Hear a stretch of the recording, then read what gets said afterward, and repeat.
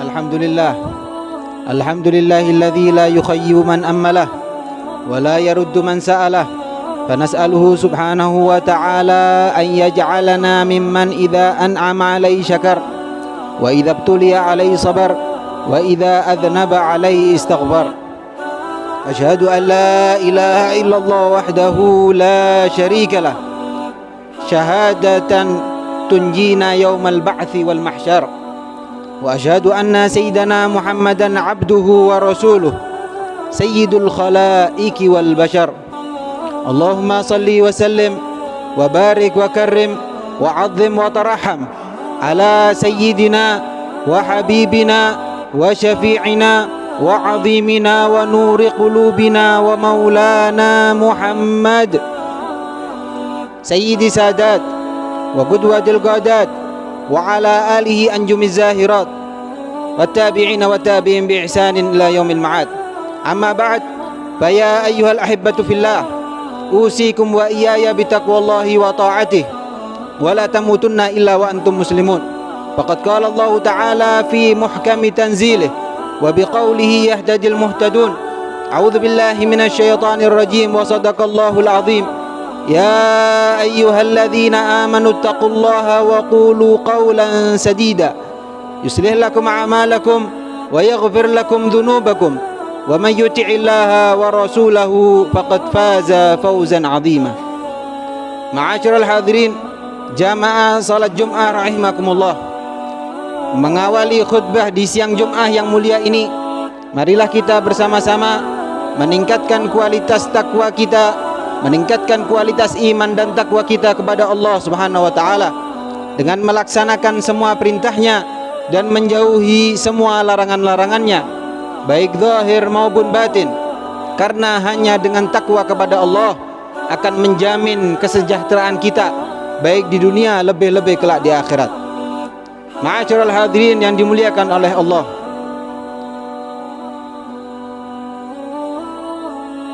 suatu ketika salah seorang syekh, Abu Hasan An-Nadawi, beliau dalam kitabnya menyampaikan yang berjudul, kitabnya yang bernama Ilal Islam min Jadid, menuju Islam yang modern. Beliau banyak mengutip daripada curhatan para masyarakat, daripada keluhan para masyarakat, yang mana banyak masyarakat yang mengeluh akan krisis-krisis yang melanda. Banyak krisis yang berkepanjangan, dari mulai krisis kepemimpinan sampai krisis ekonomi dan krisis-krisis lainnya. Beliau mengatakan bahwa semua krisis yang ada, multi krisis yang terjadi, bermuara kepada dua krisis. Yang pertama krisis akhlak, dan yang pertama krisis akidah, dan yang kedua adalah krisis akhlak. Yang mana dua krisis tersebut adalah krisis yang melahirkan multi krisis yang lainnya.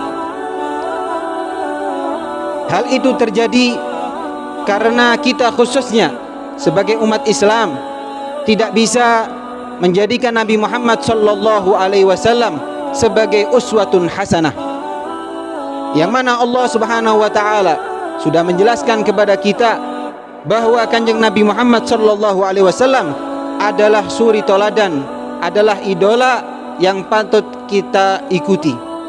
Laqad kana lakum fi Rasulillahi uswatun hasanah.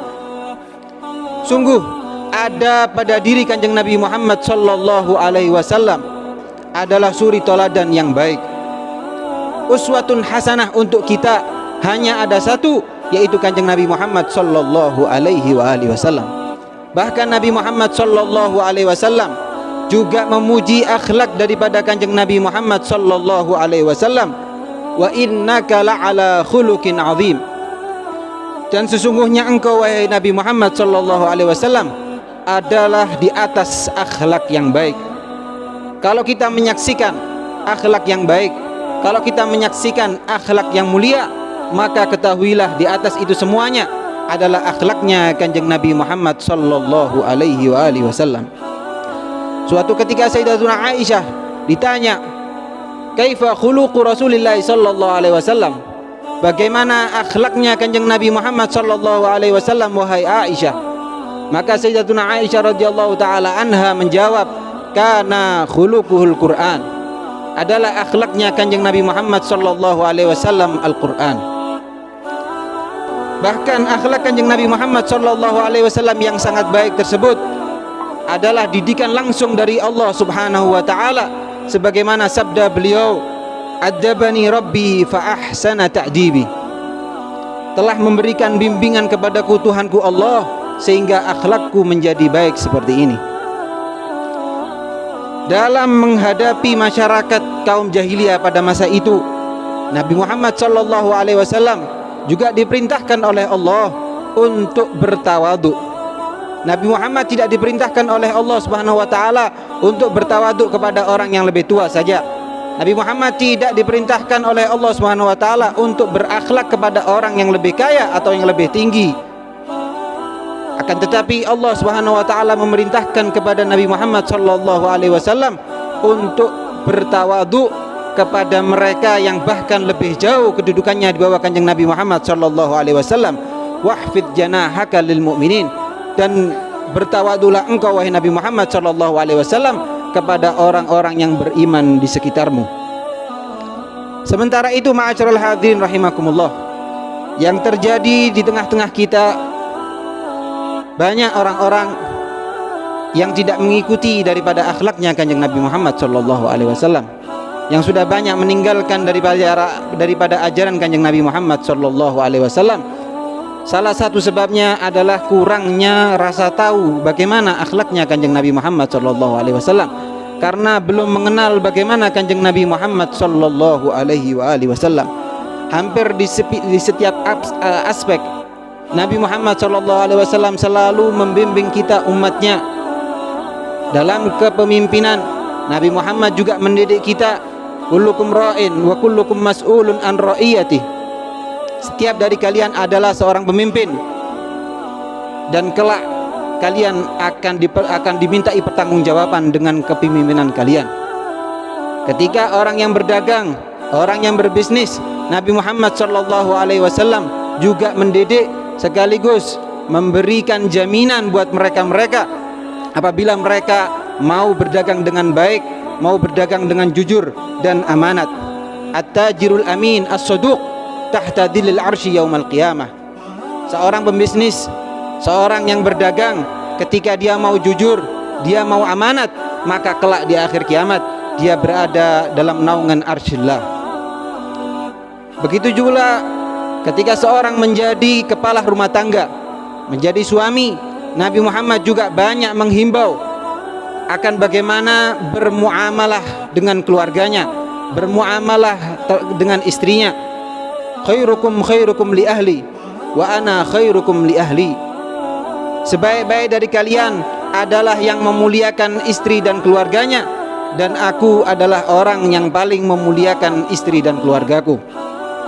Ma akraman nisa illa karim wa ma ahanahunna illa laim.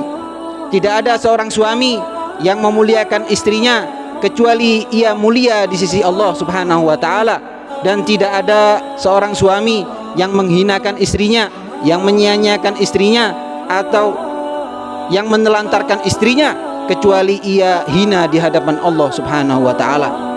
Begitu pula ma'asyiral hadirin rahimakumullah, ketika seorang menjadi orang tua, kita juga diajarkan bagaimana mendidik anak-anak kita, bagaimana kita mengarahkan anak-anak kita. Nabi Muhammad sallallahu alaihi wasallam juga bersabda, min haqqil walad 'alal walid, daripada tugas atau hak seorang anak yang harus diberikan oleh orang tuanya, yang pertama adalah memberi nama yang baik. Setiap nama adalah doa. Likulli asma nasib, setiap nama juga mengandung nasib. Kita berikan anak-anak kita nama-nama yang terbaik, nama dari orang-orang yang soleh, dengan harapan memiliki nasib yang baik pula. Dan yang kedua, juga kita diperintahkan untuk mengajarkan ilmu agama untuk mendidik anak-anak kita dengan tarbiyah Islamiyah, dengan tarbiyah Al-Quran, dengan tarbiyahnya Kanjeng Nabi Muhammad sallallahu alaihi wasallam, dengan harapan anak-anak kita dapat meniru akhlaknya Kanjeng Nabi Muhammad sallallahu alaihi wasallam. Banyak sekarang kita saksikan ma'asyiral hadirin rahimakumullah, orang tua yang sedih, yang menjerit, yang kecewa karena tidak mendapati akhlak daripada anak-anak mereka. Itu bukan karena kesalahan anaknya saja, akan tetapi itu juga kesalahan daripada orang tuanya yang tidak mau mendidik anak-anaknya sebagai didikannya Kanjeng Nabi Muhammad sallallahu alaihi wasallam. Nabi Muhammad sallallahu alaihi wasallam selalu mengajarkan bagaimana tata cara mendidik anak-anak kita. Ketika Nabi Muhammad sallallahu alaihi wasallam mendidik sahabatnya, ketika Nabi Muhammad sallallahu alaihi wasallam mendidik anak-anaknya, itu adalah suri toladan atau adalah ajaran yang patut kita laksanakan untuk diterapkan kepada anak dan keluarga kita.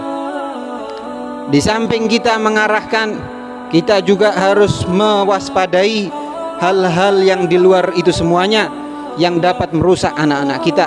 Salah seorang ulama mengatakan, mata yatimul bunyan yauma tamamihi idza kunta tabnihi wa ghairuka yahdimu. Kapan sebuah bangunan akan berdiri kokoh sempurna?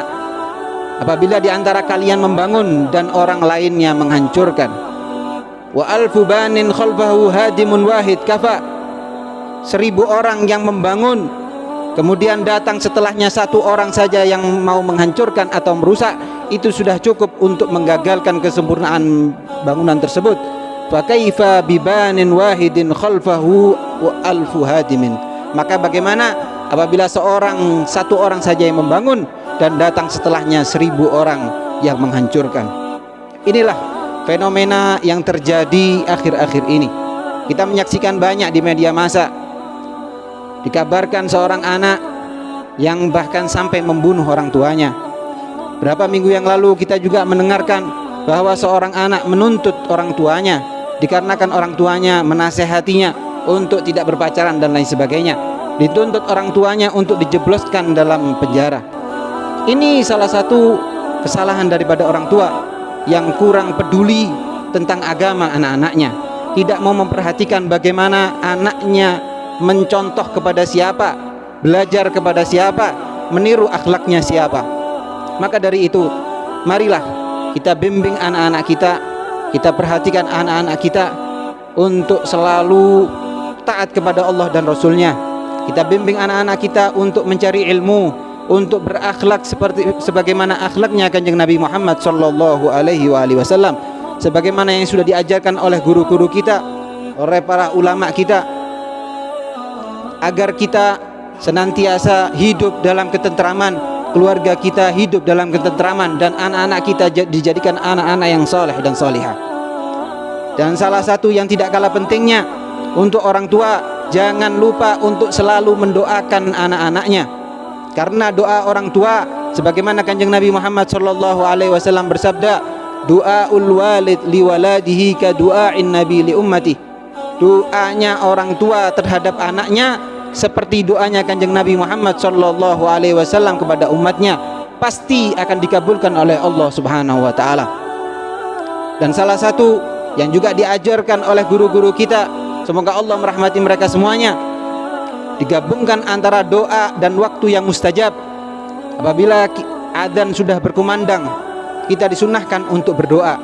Kita awali dengan doa setelah adzan, Allahumma rabb hadhihi da'wati tamah, sampai akhir innaka la tukhliful mi'ad. Kita dianjurkan untuk mengawali setelah itu berdoa untuk kedua orang tua kita. Rabbighfirli wa liwalidayya, Rabbighfirli wa liwalidayya, Rabbighfirli wa liwalidayya warhamhuma kama rabbayani shaghira. Dan setelahnya kita juga dianjurkan untuk mendoakan diri kita, sebagaimana Nabi Muhammad SAW juga menjelaskan, kalau kamu meminta kepada Allah, maka mintalah kesehatan wal afiat, karena kesehatan wal afiat adalah kesempurnaan manusia setelah ia diberi iman dan Islam. Allahumma inni as'alukal afwa wal afiyah wal mu'afatad daimah fid dini wad dunya wal akhirah. Dan setelahnya jangan lupa untuk mendoakan anak kita. Digabungkan antara doa orang tua dan waktu yang mustajab setelah adzan, karena doa setelah adzan tidak akan ditolak oleh Allah Subhanahu wa taala. La yuraddu du'a bainal adzani wal iqamah. Tidak akan ditolak sebuah doa di antara adzan dan iqamah. Doa yang diajarkan juga oleh guru-guru kita. Allahumma shalli ala sayyidina Muhammad. Allahumma barik li fi auladi. Ya Allah, berkahilah kepada anak cucuku. Wahfadhum, lindungilah mereka ya Allah. Wala tadurrahum, jangan engkau beli musibah, jangan engkau kecelakakan mereka ya Allah. Wafiqhum, dan berikan hidayah taufik kepada mereka ya Allah untuk selalu taat kepadamu ya Allah. Li ta'atika warzuqni birrahum, dan berikanlah rezeki kepada kita orang tuanya berupa ketaatan anak-anak kita kepada diri kita, berupa birrul walidain kepada kita. Maka akhirnya mudah-mudahan Allah Subhanahu wa taala mengampuni kedua orang tua kita, mengangkat derajat kedua orang tua kita. Apabila orang tua kita masih hidup, mudah-mudahan Allah Subhanahu wa taala memberikan kesehatan wal afiat, memberikan keistiqomahan kepada keduanya untuk selalu taat kepada Allah dan Rasulnya. Apabila sudah meninggal, mudah-mudahan Allah Subhanahu wa taala mengangkat derajatnya, menerima semua amal ibadahnya, menjadikan kuburannya raudhah min riyadil jinan, taman daripada taman-taman surga.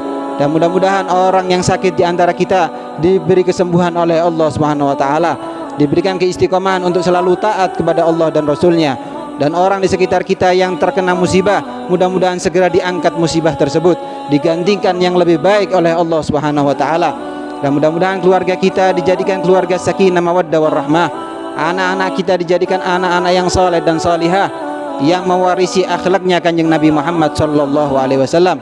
Dan kita diberikan keistiqomahan untuk selalu taat kepada Allah dan Rasulnya sampai akhir hayat kita, dan digampangkan di akhir hayat kita untuk mengucapkan asyhadu an la ilaha illallah wa asyhadu anna muhammadar rasulullah, meninggal dalam keadaan husnul khatimah. Amin amin ya rabbal alamin. Inna ahsanal kalam wa abyana nizam kalamullahil malikil allam wa biqaulihi yahtadil muhtadun. A'udzu billahi minasyaitonir rajim. Wa may ya'mal mithqala dzarratin khairan yarah wa may ya'mal mithqala dzarratin syarran yarah. Barakallahu li wa lakum fil Qur'anil azim wa nafa'ani wa iyyakum mimma fihi minal ayati wadh-dhikril hakim wa taqabbala minni wa minkum tilawatahu innahu wal ghafurur rahim.